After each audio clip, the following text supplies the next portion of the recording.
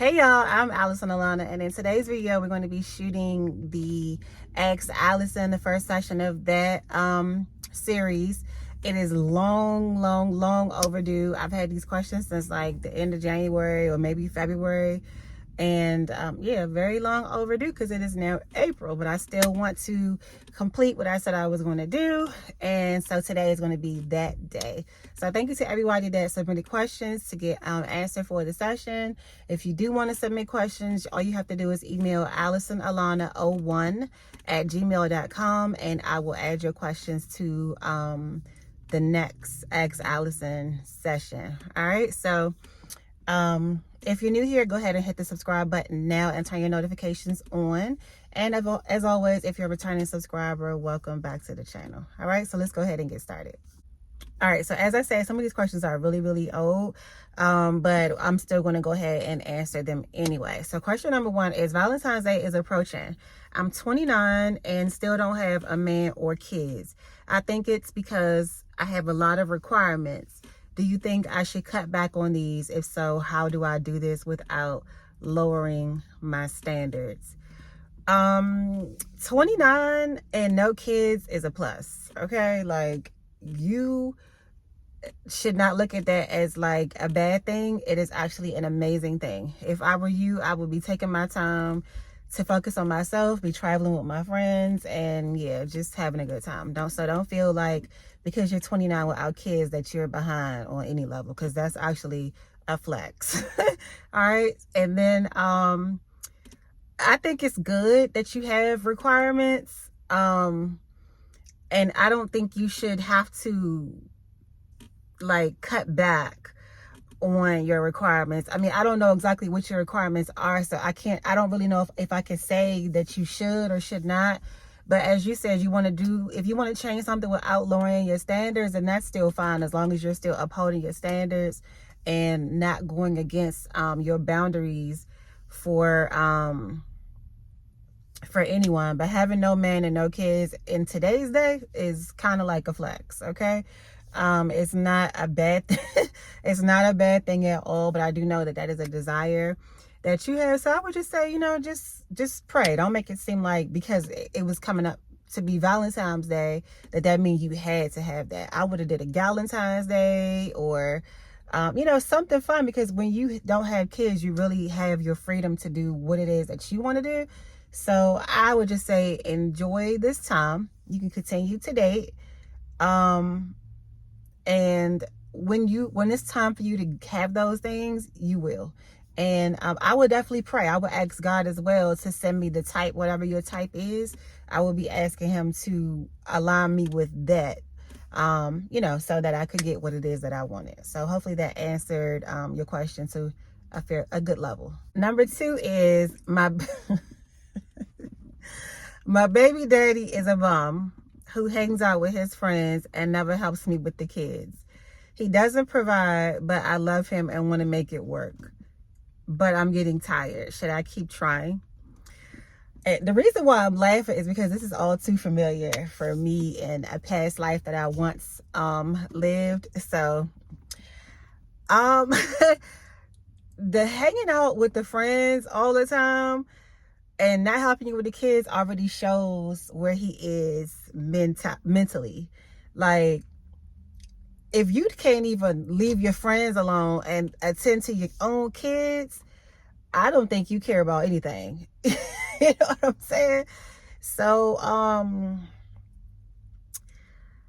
I get that you love him and want to make it work. And I'm not saying that there's anything like bad about wanting it to work, but I also don't think that you should sit around waiting for somebody to get their life in order who has shown you that you are not his priority and that your kids are not his priority, So should you keep trying? Okay, let's just put it like this. If it were me, I would not keep trying. I was in a similar situation at one point, and I did try for a while, but then it just got, the more I would try, the more disgusting the situation got. So to save you all the drama and unnecessary stuff and new things that could arise in a situation, I would just say no, don't keep trying, but that's just me. Number 3 is I have a friend at school who always wants to party. I'm in my senior year in college and really need to focus. How do I minimize my outing without seeming standoffish? I don't think you would seem standoffish if you decide that school is more important to you than partying. That's actually really wise. And maybe you want to get some friends who are thinking like you, the party scene is not my scene because of the lifestyle that I've chose to live now, but I do get it that you're in college and y'all just going to do what y'all want to do anyway. So if you are going to be out here partying, which I do advise against, but if you're going to be out here doing that, I would just go at times when I know that I didn't have like major tests coming up, a lot of studying to do, a lot of work do, I would just be doing it during those times. I wouldn't allow anybody else to drag me into something knowing that I had important things to do, So I would just tell my friend, hey, look, I got to study for this exam. I got to study for this class. I got to do this. I got to do that. I can't go out. But I'll catch y'all on this week because this week I don't have a lot of exams or whatever the case might be. So, yeah, just try that. And I'm sure, that should be nothing less than understanding for her. My boyfriend says he'd like to spark things up a bit and wants to have a 3, what? I'm somewhat interested but scared because I've never done this before. What do you think is the pros/cons of doing this? I think there's no pros. I think there's no pros and it's all cons. Everything is against the Bible. I don't know if you're a Christian, but everything about doing that, especially with a boyfriend, period, but especially with a boyfriend, is against what we're supposed to be doing as Christians. And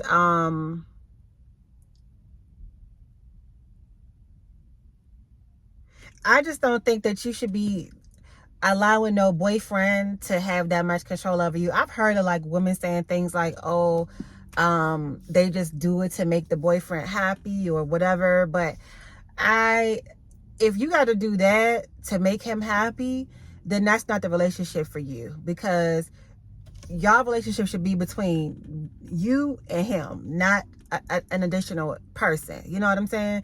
It's just not necessary, and anybody that wants you to indulge into that really isn't for you. What it is he's trying to cheat, but he's trying to make it seem like it's fun and something to involve you in, but he really trying to do him anyway. And most men that have interest for that probably already out here cheating. So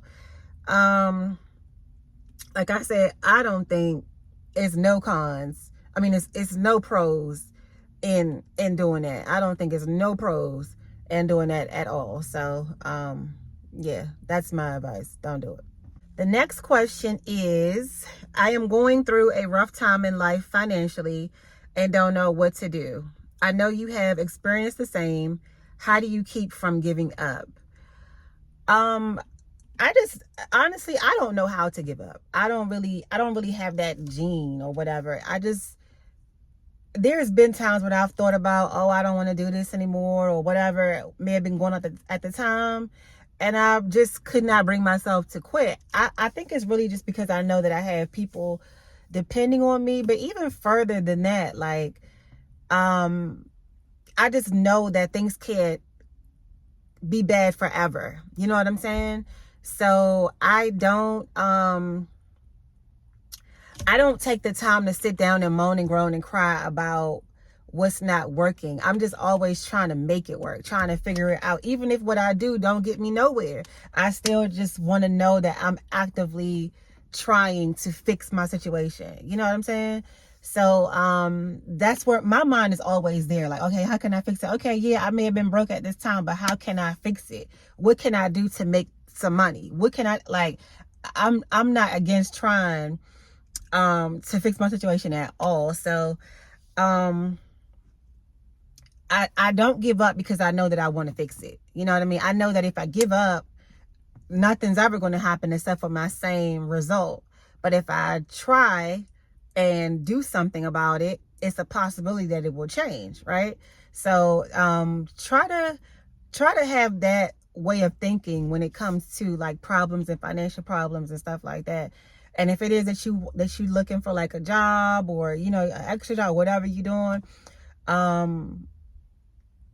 do what you could do to like prep yourself for the interview. Do what you could do to like prep yourself for the skills, maybe some training or, you know, whatever it is. Or I don't know if you're doing like business or whatever. I don't really know what your means of income is, but just do the best you can to fix your situation the best you can. As a man, I feel like it's just as hard to find a good woman as women are finding it to find a good man. Do you have any suggestions as to where all the good women are? I don't know, honestly. I would just say they're probably not they're probably not in the hood. They're probably not in the club.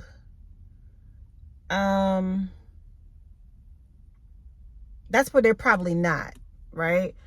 And a lot of them are probably at home with kids. I don't even know where I will go to be available for a date. You know what I'm saying? Or try to be located by a potential date. I guess just try places like where women would typically go. So I just left TJ Maxx. You know, a lot of women hang out at TJ Maxx. Maybe Ross. Maybe try a church. Go to some community events.